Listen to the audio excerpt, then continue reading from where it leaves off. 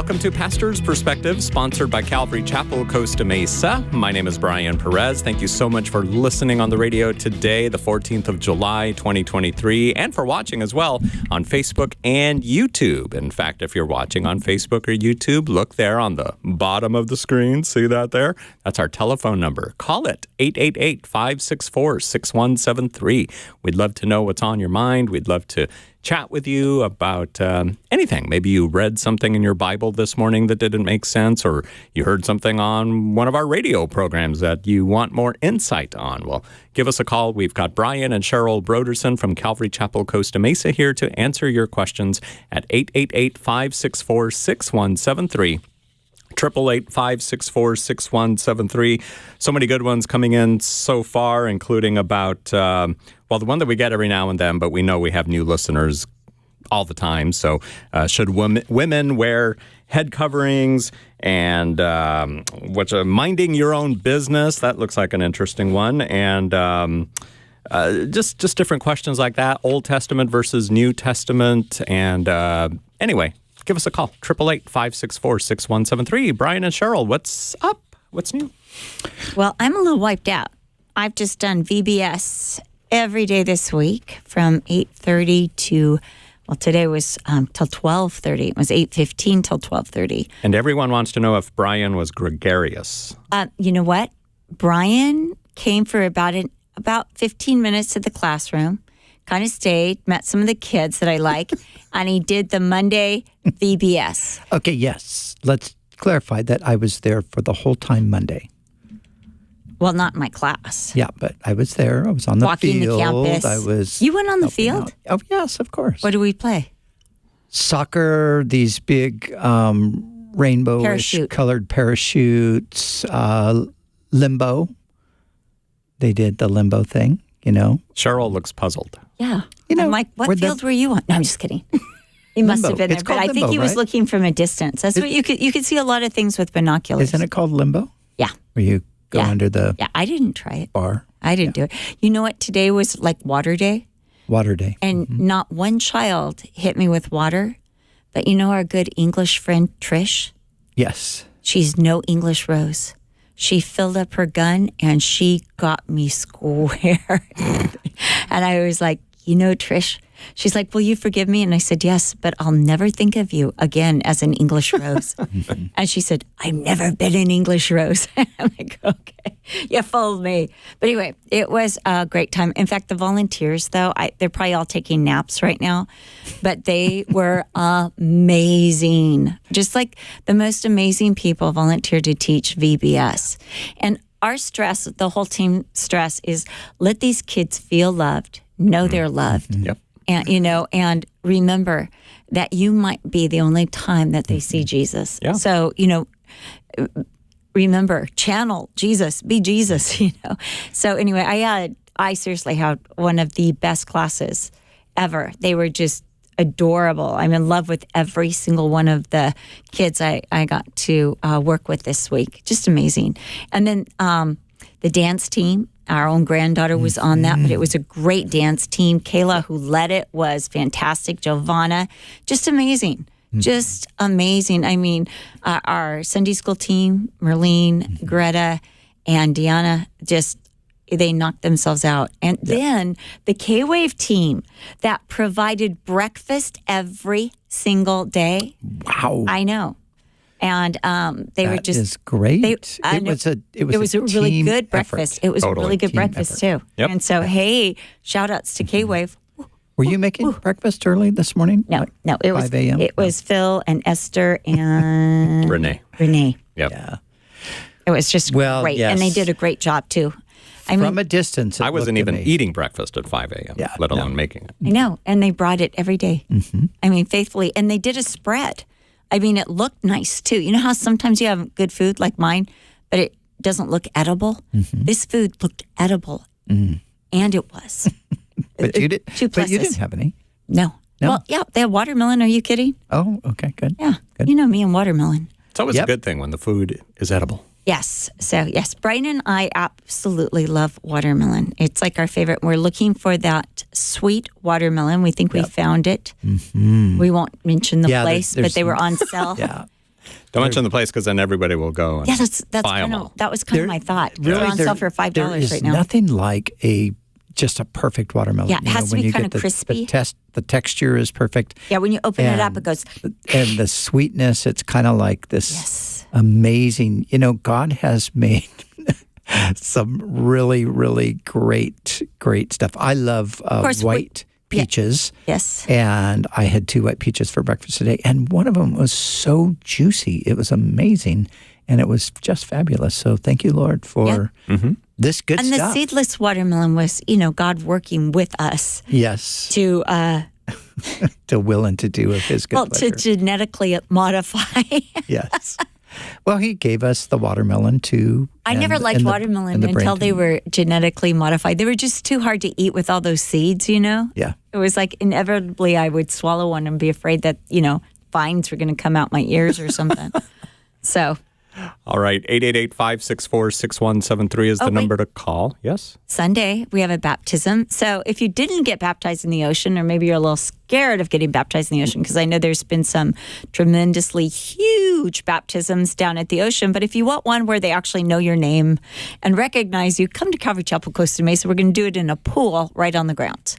Very good. And that's after second service, right? After second service. That's right. And we provide a barbecue too. Nice. Boy, do we want you. Yep. Boy, do we want you baptized. And then we get rid of the water. So it's gone. Goes right to the drain. Well, actually, that's where your sins go. I mean, we do this. Right down the drain. We do this mainly for the people in our congregation, Yep. and it's a time to, we have a barbecue connected with it because it's a time that we want to spend time together. We want to fellowship. We want to get to know. Encourage people, get Yeah. to know each other. Yeah. So, this great baptism last Saturday at Corona Del Mar with 4,500 people being baptized, which is just inconceivable. Yeah. Having baptized lots of people myself, it's like I don't even know how you I think your arms would be so how tired. you do that. Do you yeah. switch out, It guys? must be like an 8 to 10 hour, I remember my venture. dad baptizing one time. It was like 3 hours in a row, and he sequentially. He was so tired, and he wouldn't wear a wetsuit. Yeah. So he would just be like, down. So anyway, cold. I think, again, this is primarily for our church. But if you are maybe you missed the baptism last week. Somehow you weren't one of those people that got to get down there, or then this Sunday after second service, so around 1 o'clock. Or if you're looking for a church family. Yeah. One Sunday we had a thing where you had to bring a towel and find somebody to give it to after they got baptized. And there was one girl, she said, I can't believe it. I just came to church and I just got baptized. I don't even have a towel. And I was like, oh, yes, because I had prayed over my towel. And I went running up and I said, I've got your towel. And I hugged her. And we became super, super good friends. It's Kelly Arroyo. Yes. That's how I met her. Nice. I gave her a towel and we hugged. But now we actually have our own towels. Yes. Look at that we give to people. We give Nice. towels. Yeah. So Embroidered with if CCC. you want a towel. Yeah, which you can't do that if you've got big baptisms. Okay, but this yeah. is getting carried away. It is. But we are having fun. What is it? What are they serving at the barbecue? Oh, I would imagine they're serving hot dogs and burgers. That's what Hot dogs you and burgers. That have seems at to be the standard. barbecues in summertime. Yes. All right, 888-564-6173 is our number, and let's jump to the phones, beginning with Steve in California. How you doing, Steve? Pretty good. I love watermelon too, Woo! Especially a good one. Yeah. especially that chemically derived too. I know. It's so easy without the black seeds. So what would happen if the Ark of the Covenant was found? What would Israel do kind of in the last day scenario? There's some garbage on the internet about that guy in 82 that found it where Jesus was crucified. I don't think it wasn't true, but it got me thinking, what would happen if the Ark was found? Well, it's interesting because they built the second temple, Herod's temple, without an ark. There never was an ark in Herod's temple. So I know the people at the Temple Institute who are planning on rebuilding the temple, they really don't care about the ark. being found, and they really don't care about the Messiah coming either, do they, Brian? No, they're going to do it on their own. Yeah. So, but even the Zerubbabel temple didn't have the ark. That's right. So the last time the ark is mentioned Solomon's. is in the lifetime of Jeremiah, and then from that point on. So the Babylonian captivity, once the Jews went off into captivity in Babylon, the ark kind of disappeared from the scene. There's theories about, Jeremiah took it and hid it.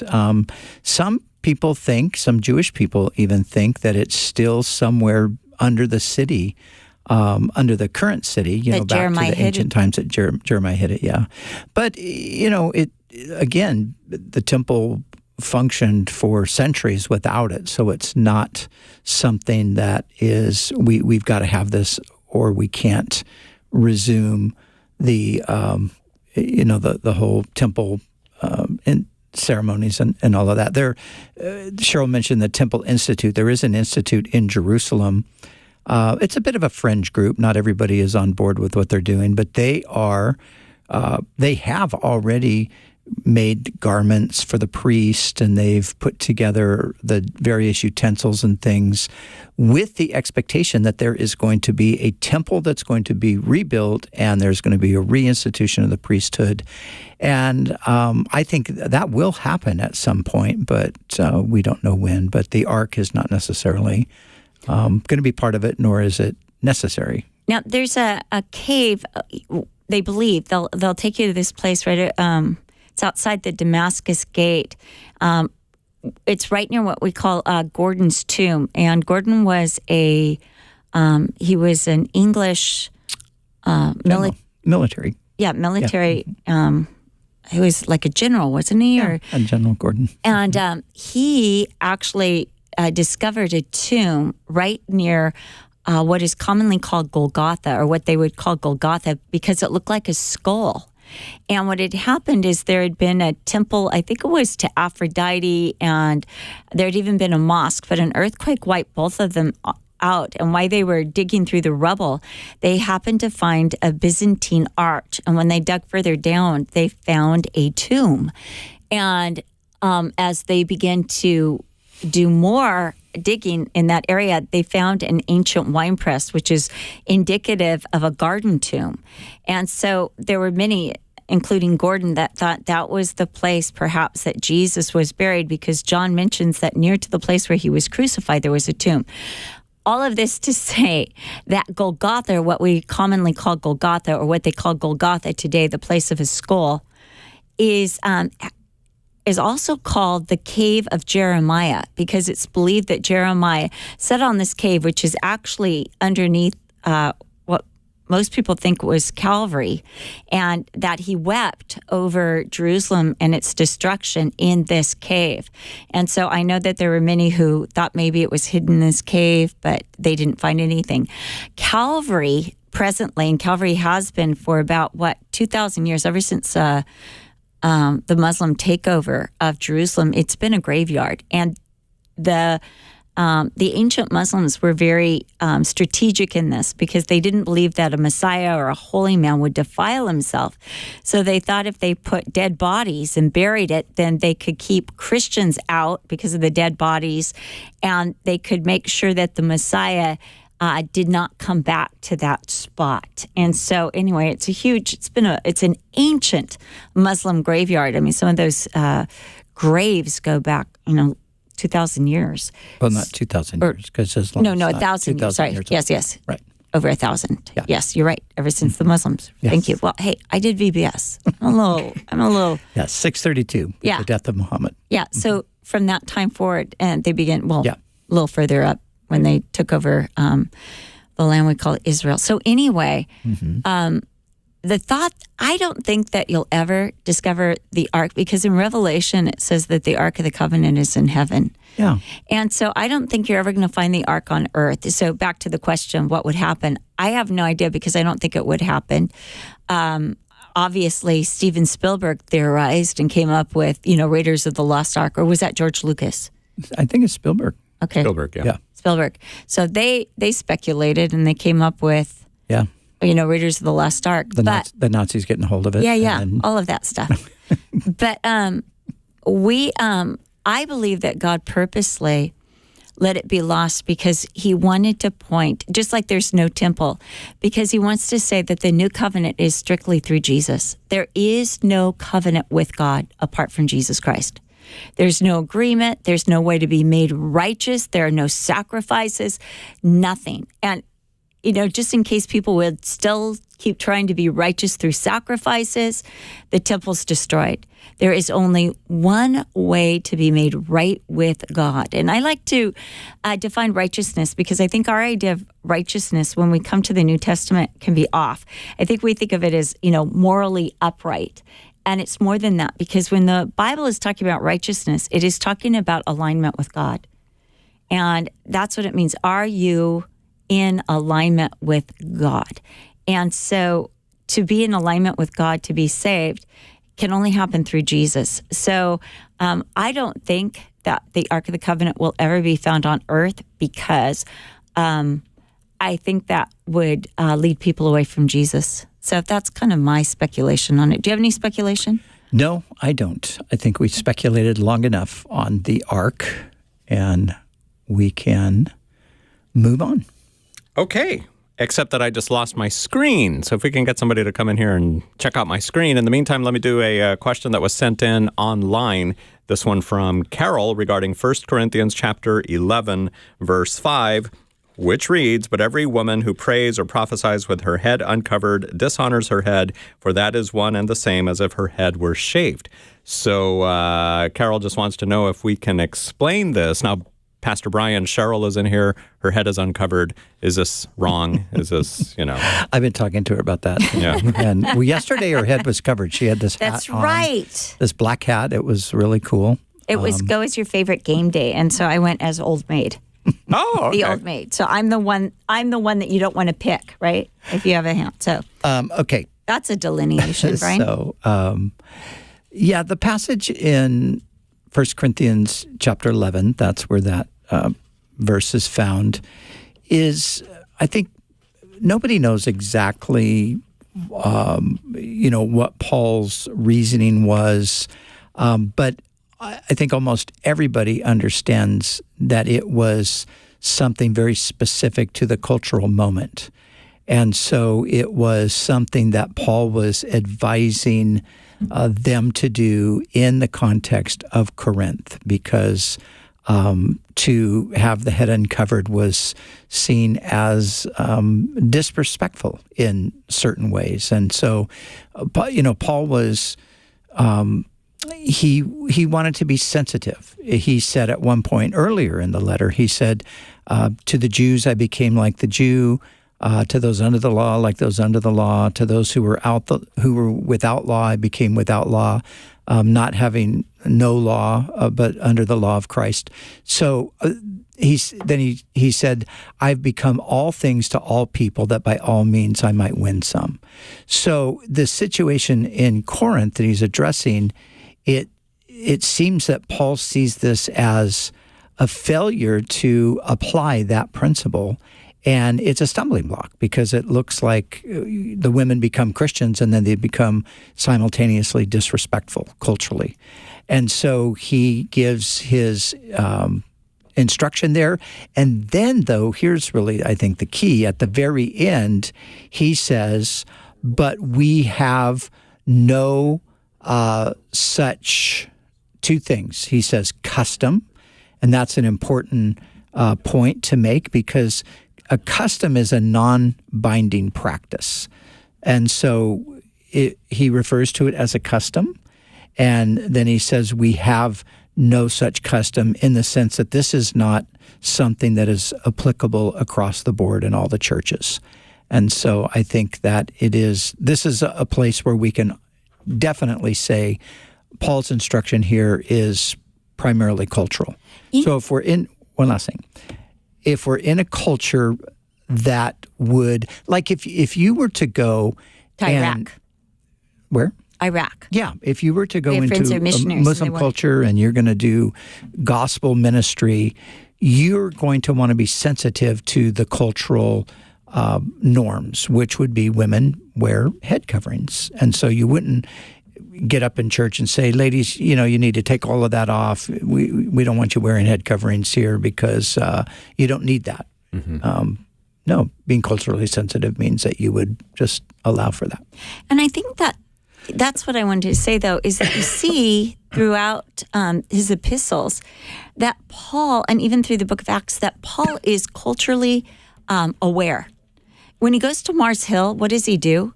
He says, look, I've been with your people. I've seen all of these altars that you have. And then he quotes one of their poets and he quotes one of their philosophers. Right. You see the same thing that he does when he's writing the letter to Titus, that he quotes one of the philosophers in Crete. And so you see that Paul has this cultural relevance. And I think what he is saying is be Christians in your culture. And I think people too often, one of the mistakes that happened, Hudson Taylor was an incredible missionary.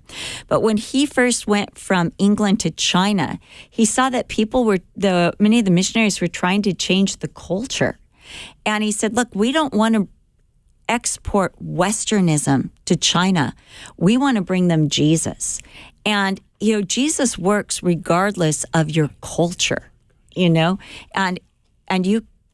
you don't want to violate your culture. You want to win people to Jesus in that culture. Wouldn't you say so, Brian? Yes. What are you doing right now? I'm waiting for you to finish. Okay, I'm done. Go ahead. So we can move on to the next question. Oh, well, who are you writing right now? I'm not writing anybody. I'm reading the Bible on my phone. Where are you reading? So why are you I want to know what you're reading. I want to know.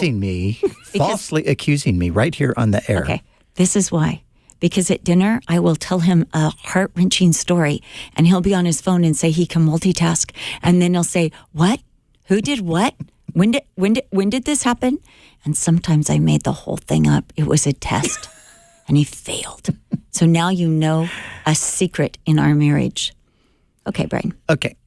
Carol, thank you for thank you for sending in your message, I should say, online. 888-564-6173 is the number. We are having a little bit of trouble with our phone, but you can still keep calling us. I've got some Facebook questions that I can do in the meantime. Don sent this one in regarding 1 Thessalonians 4:11, which talks about minding your own business. Don says... That's what Brian thinks right now when I'm trying to see what's on his phone. Don says, I understand that to keep to your own affairs and not meddle in others. I'm sorry. Hold on. Don says, I understand minding your own business to mean to keep to your own affairs and not meddle in those of others. Does this mean don't concern yourself with what they are doing? Or if someone is in trouble, do you not help? How does this apply to some situations like the Good Samaritan? You don't gossip. It's about not gossiping. Because that's where the first Thessalonians, not the second ones, but the first ones that came along. That's where the Thessalonians were having issues. In fact, it's interesting because Peter and Paul both brought up that issue. We see it in 1 Thessalonians. But Paul would tell Timothy, when widows don't remarry and they start going house to house, they start stirring up trouble because they're gossiping. And so I really think that, and Peter just talked about, again, minding your own business. And I think the idea here is that you don't talk about others. And, I know people that have, there's the doctrine of shepherding. This false doctrine where you tell people who they can marry, who they can't marry, who they can date, who they can't date, what they should have for dinner. Don't they, Brian? It goes too far. Yes, way too far. Yeah. I mean, it's basically, it really is what Peter said not to do. Right. When he used the term, do not lord it over the flock. Mm-hmm. So it's lording over people. It's kind of putting yourself in the place of God. Mm-hmm. You're going to become the one who's going to tell them the will of God, what they can and can't do, and so forth. And I think, mind your own business also goes, I think about how Paul said in Philippians chapter 2, work out your own salvation with fear and trembling, for it is God who works in you to will and to do of his own good pleasure. And if you go back to the New Testament times, you had these people that we called the Judaizers who would come in and tell everyone how to please God and how to live. And I believe that's what this is referring to, that we all because of this new covenant, can know God from the least to the greatest. You know, God says, and they will all know me from the least to the greatest. We have a personal relationship now with God and with Jesus where we can seek the Lord, we can pray, and he will let us know what his will is. Yes. Yes, indeed. Very good. Are we back yet? Dan, Did we get our screen yes, sorted? we did. Dawn, thank you for sending in your question on Facebook. And now we will go back to the phones. Thank you guys, Chad, for fixing that. Now we're going to talk to Sonia in California. What is your question for us, Sonia? Go ahead. Hi, how are you doing today, Pastor? Great. How are you? Good. I'm Miss Cheryl. How are you? I'm doing well, Sonia. Thank you for asking. Yes, I don't know if you remember, I called not last Friday, but the Friday before, and I explained that I was in Fallbrook. Oh, right. In the hospital? Yes, ma'am. Yes. And you wanted to share the Lord with all the people in the hospital with you. And you were already doing a Bible study, right? Yeah, and they said we can do communion. Yes. So I'm going to do communion, and I just really wanted you to pray for me. Yes. And I wanted to know which scriptures in the Bible should I do the communion. Did I already ask you that? I can't remember if I did. I don't think so. I don't think so. Yeah. The best scripture for when I do communion, because this is all new to me too, you know, and I love doing it, and I don't plan it. I just go with the flow when it happens. And I was so anxious the last time I talked to you guys, and I still do get anxious because I want to preach what's in the Word and not add or take from, you know? Yeah, but that's it. You know what? I heard a really great speaker. In fact, it was Anne Graham Lotz one time said that every time before she speaks, she is nervous because she wants to make sure that she is hearing and doing exactly what God wants her to do. So I think that a little bit of fear helps us to cling to Jesus. And that's what you want to do. You want to just be clinging to him and you know, say, I can't do this without you, Jesus. So that's not a bad thing to, you know, be clingy or to, you know, be afraid, because if it makes you cling. Go ahead, Bri. Well, Sonia, you know what I would often do in leading people in communion is I would just remind them of what Jesus said on the night. You know, so the night that he was betrayed, we read that it was then that Jesus took bread, and when he had given thanks, he broke it and gave it to his disciples, saying, "Take, eat, this is my body." Then he took the cup, and when he had given thanks, he gave it to them, saying, "Drink from it, all of you. This is my blood of the covenant, which is poured out for you for the forgiveness of sins." And that's in Matthew chapter 26, verses 26 and 27. But in Mark's gospel, you have a similar, you have the same story repeated, wording a little bit different, and you have the same story repeated in Luke as well. And so what I would encourage you to do, Sonia, is just read over those passages in preparation. And then if you want to literally take one and say, I'm going to read to us right now from the gospel account. Maybe you decide you're going to do Luke. I'm going to read to us from the Gospel of Luke when Jesus instituted this supper. And then, of course, Jesus said, "This is my body broken for you. The cup is my blood shed for you." And then he said, "Do this in remembrance of me." And so we're doing this. And during this time, we're remembering who Jesus is. We're remembering what he did. Specifically, we're remembering that he gave his life for us. And that's, you know, pretty much the essence of what's happening with communion. You know, sometimes, too, you can just read, like Isaiah 53. Yes. Over. And, you know, sometimes, I know, Sonia, we talked to you last time, I think, about a New Living Translation, especially if you're dealing with new believers who really don't know the Bible and need a little extra understanding. You could just read it from, like, the New Living Translation. Just read Isaiah 53 and say, this is what Jesus did for you, and this is how we're going to remember it. Yep. Sonia, thank you for your phone call today on Pastor's Perspective. We've got to take a break, and then we'll be back with more of your questions. Give us a call. We've got some open lines right now. 888-564-6173. This is your last chance this week to ask your question. So give us a call at 888-564-6173 for the next 30 minutes. Brian and Cheryl Broderson will be here to answer those questions at 888-564-6173.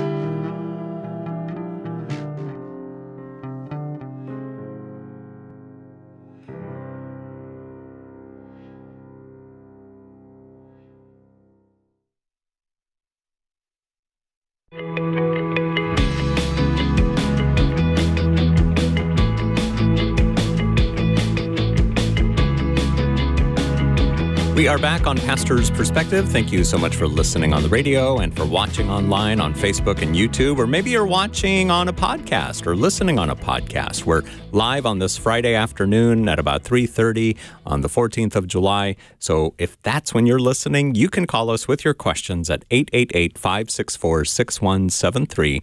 That's 888-564-6173. Brian and Cheryl Broderson from Calvary Chapel, Costa Mesa are here to answer your questions. Again, 888-564-6173. Let's talk to Richard calling in from California. Hi there, Richard.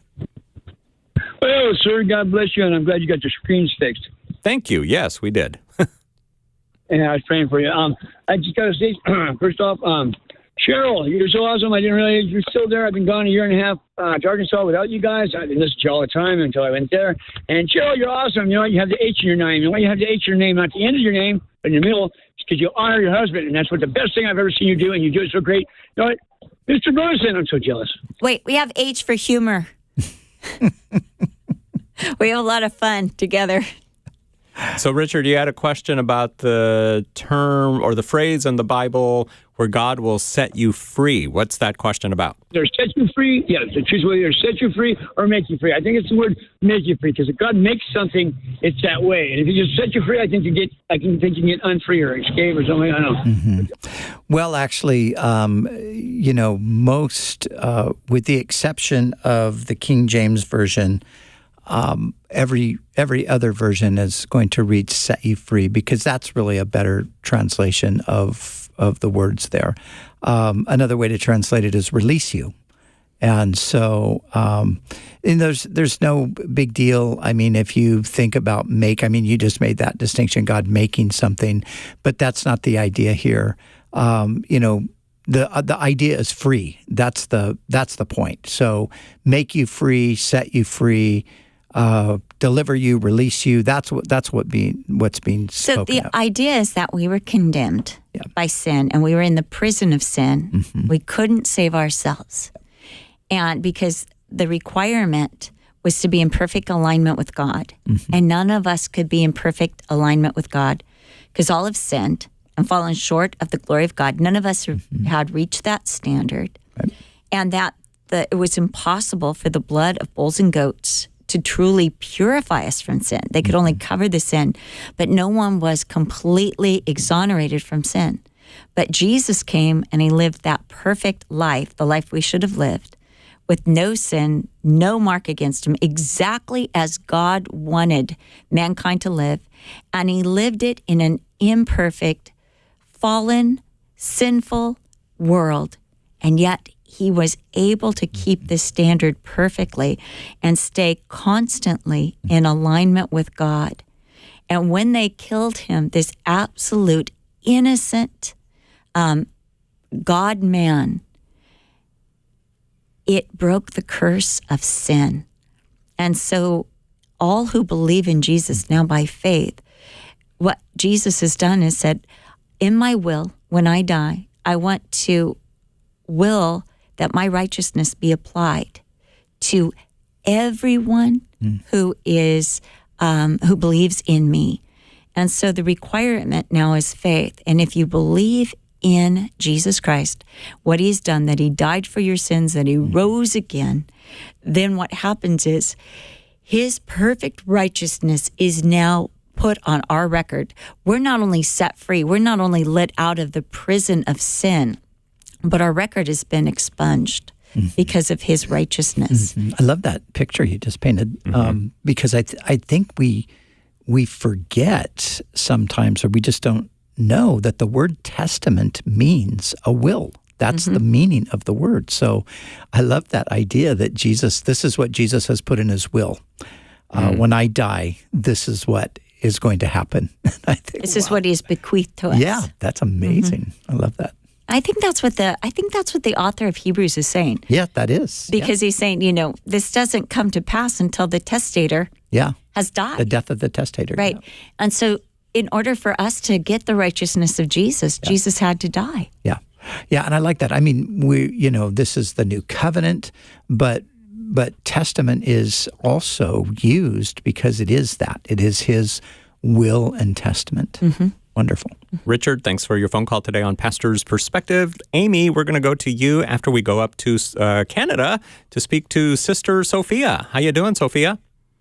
Oh, hi, Brian. How are you? I miss you so much. I was going to say, where have you been? We haven't heard from you in a while. I know. I've been bad. Well, we wouldn't say you've been bad because you haven't called us, but we just are saying that, it's nice to hear from you. Yeah, totally. Yeah, I miss you guys. I'm going to call more often. I miss Cheryl. How are you? I miss Pastor Brian. How are you? Good, great. Thank you, guys. Thank you. This is the first time we have been introduced, Miss Cheryl. It's nice to hear your voice. You sound so young and pretty. And I know you're pretty because I saw you. That's because you saw me on camera. You didn't see me in person. There's a difference there. No. But in person, she's even prettier. You're a child of God. That's beautiful. right. And I'll look really good once I get to heaven, too. But, Sophia, Me too. Yes, they were just talking about how excited they were to take your call. The two Bryans that I'm in studio with, they were saying, "Oh, it's Sophia. Oh, wait till you hear her. She's wonderful. She's so happy." And I'm sensing that. You guys are wonderful too. Thank you. So they were really excited about this call. There you go. Okay, but we are perplexed, Sophia, about your question.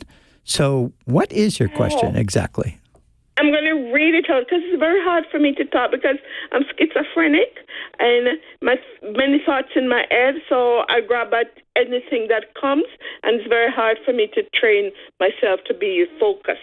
So I'm going to read it out. So bear with me, darling. Yes, we will. Said, thank you. Why did John the Baptist said it was unlawful for Herod to have his brother's wife, Herodias? In the Old Testament, it was lawful for the brother to marry his dead brother's wife. Was Herod, brother Philip, was still alive? Yes, Philip was still alive. That's why it was an adulterous relationship. That's why you got that one right. Yep. Oh, I didn't know that.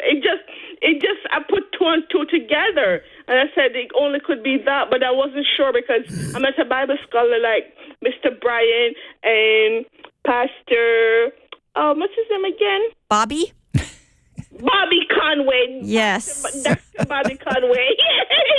I miss him. He's my little baby. Yes, he's wonderful. Well, he was here yesterday, and he'll be here all next week. Next week, yes. Sophia, thank you for calling us today on Pastor's Perspective. 888-564-6173. Now to Amy in California. How can we help you, Amy? Hey, guys. Thanks so much for your ministry. Really, really appreciate it.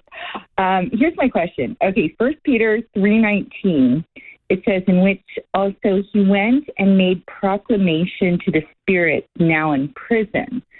It sounds like it's just sheer spiritual warfare, speaking to the spirit of man, but I would love to get your guys' perspective on that.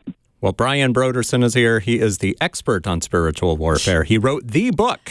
But this is not having to do with spiritual warfare. This is one of the most confusing passages in the Bible. Yeah, confusing. I mean, I don't know if I'd say confusing. It's just very, very difficult to interpret what it means. You're like, Peter, what were you trying to say? Because it's about Noah, it's about spirit. So we have some theories. Yeah. So there's different opinions about this. This is, again, it's one of these passages. There aren't too many of them, but there are a handful where there's no consensus as to, this is absolutely what is being said here. So you're going to find people that think it's one thing, and you're going to find people that feel like it's something else. So let me just read part of it so we can kind of get some background here. So Christ also suffered once for sin, the righteous for the unrighteous, to bring us to God. He was put to death in the body, but made alive in the spirit. After being made alive, he went and made proclamation to the imprisoned spirits. to those who were disobedient long ago when God waited patiently in the days of Noah while the ark was being built. So the imprisoned spirits, that's the big question is, who are the imprisoned spirits that are referred to here? So some would say that these are the principalities, the powers, the evil spirits. And Jesus went and to them he proclaimed his victory. He proclaimed that you're defeated and I have defeated you through the cross and the resurrection. And so it's a proclamation to those spirits. That is probably the most accepted interpretation among Bible teachers today. Other options are things like these are the spirits of humans that were imprisoned. And here's where it gets a little hard to understand, because of the reference to the days of Noah. So those who would say he's preaching to the evil spirits say, oh, these are the evil spirits that were influencing the world at the time of Noah that he's addressing. Or he's going, just like Noah preached through the Spirit, Jesus is preaching now through the Spirit. But if you take it and you think of it as being, okay, the spirits of humans who died during the flood, that after they've died and gone into Hades, Jesus, after he dies, he descends to the lower parts of the earth. There's a passage in Ephesians 4 that some people would interpret to mean that. He descends into the lower parts of the earth, to Hades, and there he proclaims salvation to these souls that died during the flood. Now, the problem with that, theologically, would be you have people that are being offered salvation after they've already died. And so that is a problem because we don't see that anywhere else in Scripture. I think the only way that you could justifiably think that that might be the interpretation is to understand that the flood was a unique situation and that for that particular generation of people that perished, maybe there was some kind of exception. People would be very unhappy with me even suggesting that that could be true because they think that that's a completely heretical idea. But this is one of those passages, Amy, that has historically been difficult for people, and it is to this very day. And Amy, you found it, so congratulations. Yes. And you also have a difficulty, as we all do. Did that help at all? Thank you guys. Yes, absolutely. Thank you guys so much. I was just kind of puzzled by it because I know we're never battling against personalities. It's always principalities. Right. Yes. And, thank you guys. I appreciate your insight. God bless. All right. Thanks. Thanks for calling us today on Pastor's Perspective at 888-564-6173. To Bill we go. Bill calling from New Jersey. Hi there, Bill. Welcome to the program. Thank you very much. What's up? Taking our call. Go ahead, Bill. Can't hear you. Yes, can you hear me now? We sure can. Okay, very good. The question that my wife and I wanted to bring up was, she had said that if she were encountering a terrorist or somebody who wanted to kill Christians, that if they asked her, "Are you a Christian?" she would not admit it. And I said, I would. And so that was the debate that we were having, and wanted to see what your perspective was on that. Cheryl? That's one of those hypothetical situations that you really can't say unless you're in it. But I know people who have said no and later felt condemnation over it. And I say, there is no condemnation. You know, don't worry about it. And if you do say yes, I think that is acceptable too. We just have to remember that God is gracious and He forgives. And so that's what I would say, is that God is gracious. And, you know, I remember that Corey Tinboom once said to her father, you know, "Oh, Father, how do I know that I'll be able to live for Jesus and never deny Him?" And her father said, "Corey, when do I give you the ticket on the train, for the train? Do I give it to you a year before we take the train? No, Father. Do I give it to you a week before we take the train? No, Father. Do I give it to you an hour before the train? No, Father. When do I give you the ticket? right when we're getting on the train.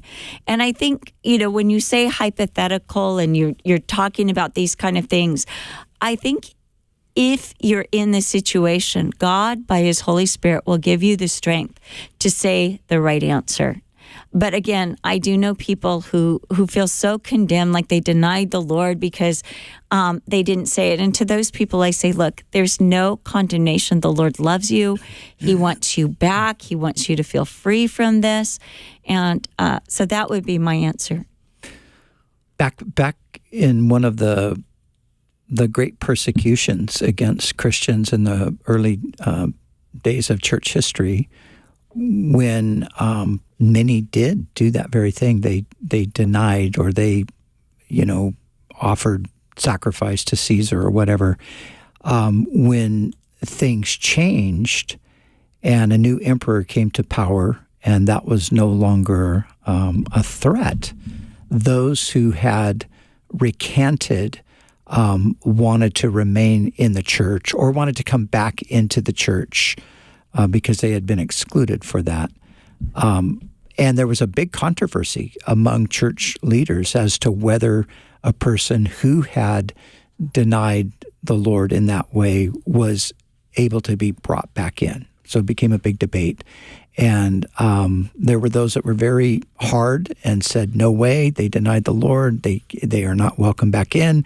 And there were others who thought, well, surely God's merciful and He's gracious and they've repented and He's forgiven them. So this is something, I bring that up to say that this is something that people have wrestled with and struggled with all throughout church history. I would just say, I think if your wife is just honestly saying, I don't think I could do that, then she's being honest. Yeah, and she doesn't have the ticket yet. Yeah, and there's nothing. And she doesn't have the train ticket yet. And I think that's why hypothetical situations are dangerous, because sometimes in those extraordinary circumstances, by the power of God, we find ourselves doing things that we thought, I could never do this. Yeah. What did I just do? And I think when we're asked that question, I think our best answer would be, by the grace of God, I would hope that I would. Yeah, that I would not deny the Lord. But recognizing that it's not going to be my bravery. Right. It's going to be... Well, let's talk Peter. Yes. Let's talk Peter, right. Like Jesus, disciple. And what did he do? He was like, I'll never deny. I will totally stand up for you, Jesus. I'll fight. I'll be there. I'm not going to let them take you. And what happened? Yeah. He denied the Lord 3 times, at least 3 times, right? At least 3 times, 3 major times. And he sort of insinuated that the other guys probably would, but he never would. Yes. These other guys, I wouldn't trust them. When, push comes to shove, I'm not sure that they'll do it. But me, Lord, you can count on me.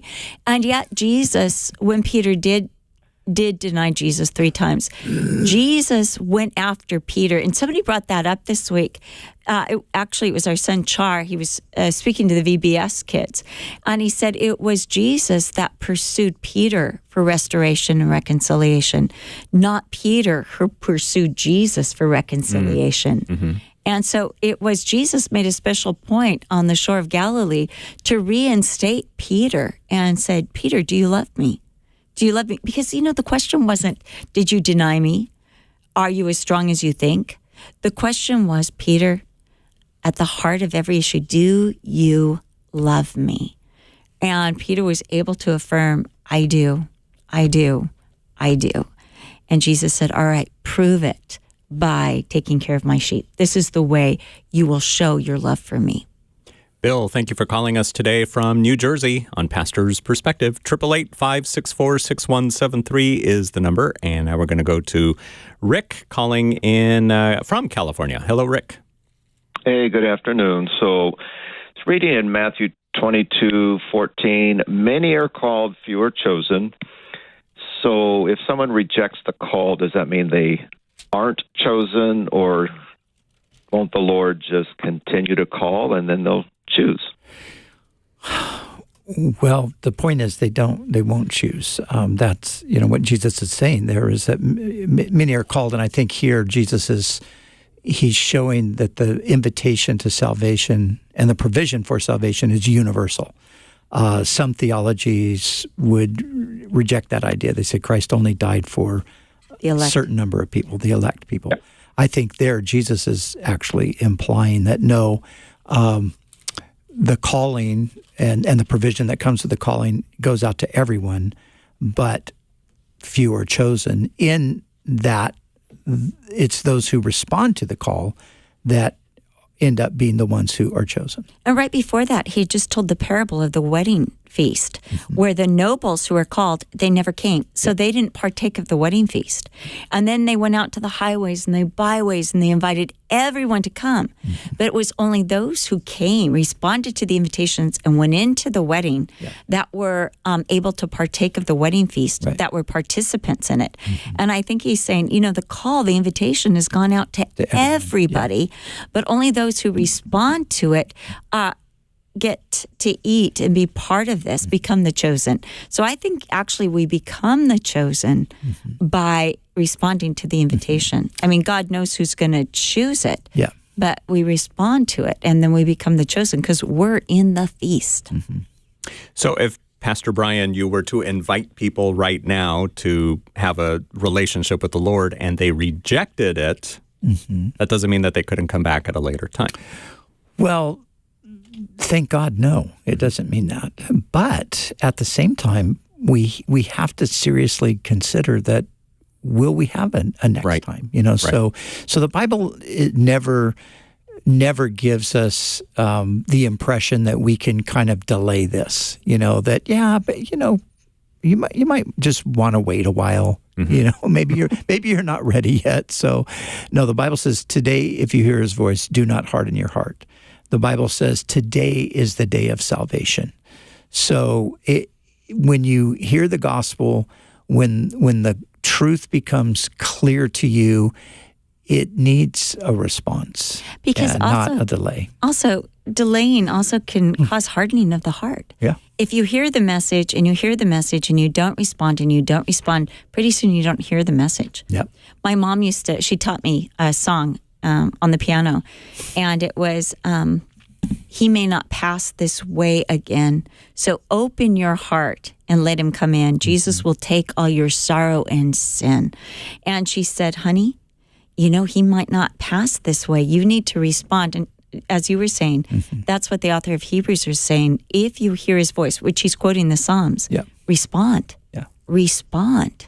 Because you don't want to be so hard-hearted that you don't respond. It's interesting. I had a girlfriend when I was in elementary school, and she'd say, I don't want to play with you now. I don't want to be your friend now because I don't want to walk with Jesus. And sometimes I feel bad about the things I'm doing, and I don't want to feel bad about them. So, I mean, if I was at a house and she was there, I'd either have to leave and go home and find somebody else to play with, or else she'd leave because she didn't want to be around me. And I remember seeing her in high school, and she said, you're going to be shocked because someday I'll be your friend and, we'll hang out together. And I know Jesus is the way. I just not ready for it now because I've got a couple things I want to get out of my system. She ended up going into a coma and dying of AIDS when she was only 27 years old. So, I mean, I wouldn't want to risk it. That's all I'm saying is I wouldn't want to risk my eternity when it's so easy. And Brian has a friend that he shared Jesus with. And finally it was, his friend got falsely arrested, was in jail in Riverside. And it took that. And he finally gave his life to the Lord. Actually, it was before that. It was at a trailer park. His life was miserable. He was going to commit suicide. And his neighbors shared with him about Jesus. Brian happened to be on the radio. He called Brian in person. The lady goes, I think I know how to get in touch with him. He gave his life to Jesus. And later he said to Brian, man, I wish I hadn't waited or delayed this long. I never knew it was this good. Yeah, because I had kind of an annual conversation with him for quite a few years after I'd become a believer.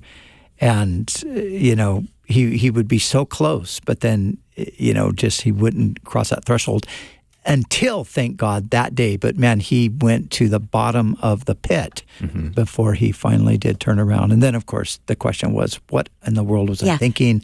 Why didn't I do this back 10 years ago when you had shared with me then? Because he ended up marrying the right woman. Yeah. After having a couple wrong ones. Yes. He ended up getting a great job. He ended up just, the Lord just turned his life around so much because he began to follow the Lord and look to the Lord for guidance and just amazing things. Yeah.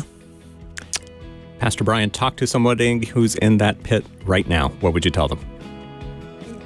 He's reaching out his hand and inviting you to come to him. And he will pull you right up out of that pit, and he's going to radically transform your life. And, you've already hopefully figured out that your plan is not working. So it's time to turn your life over to him. And you can read more about that at calvarychapel.com. Click the tab that says How to Know God. That's all the time we have today. We will be back on Tuesday. Damaris, Tracy, Philip, hope to hear from you then on Pastor's Perspective, sponsored by Calvary Chapel, Costa Mesa.